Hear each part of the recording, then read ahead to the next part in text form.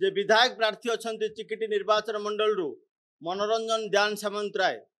जहां विरोध में कौ भाव में मद बोतल को से ग्रहण करुँच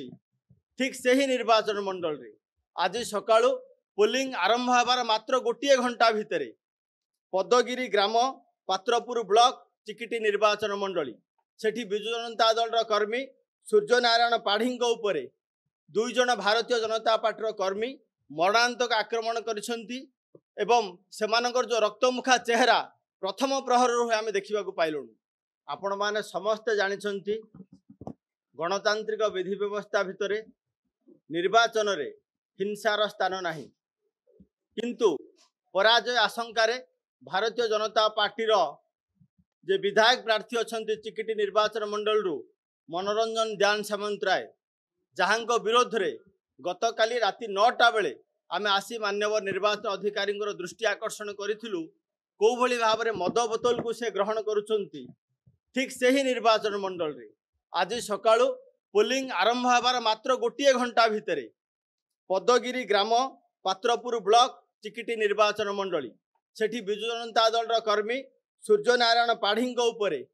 दुई जन भारतीय जनता पार्टी कर्मी मरणांतक आक्रमण करिसेंती एवं सेमानकर जो रक्तमुखा चेहरा प्रथम प्रहर आम देखा पाइलुँ। तेणु आज आम पुणी थे मान्यवर निर्वाचन अधिकारी द्वारस्थ होइछु जे इमिडिएट एक्शन नबार आवश्यकता रही कहीं संध्या 6टा पर्यंत मतदान प्रक्रिया जारी रहिबो। भारतीय जनता पार्टी पराजय भय जो भली भाव में हिंसार आश्रय नौची तार बहु दृष्टांत पूर्व आम आपन को जनइथिलु। आज मध्य से समान घटना आम देखा पाइलुँ। सेठी मध्य जी पार्लियामेंट कैंडिडेट होती भारतीय जनता पार्टी प्रदीप पाणिग्राही तांकर मध्य हिंसा सह संपर्क कथा आपण माने समस्ते जानिछंती। तेणु पुणी थे आपण माध्यम आम अनुरोध करुचु ओडिशा एक शांतिप्रिय राज्य गणतंत्र हिंसार स्थान नहीं। तेणु आम से आशा और विश्वास निर्वाचन अधिकारी पाखक आसीचु यही मुहूर्त ही एक्शन नियार आवश्यकता रही जो भली भाव में भारतीय जनता पार्टी कौन प्रकार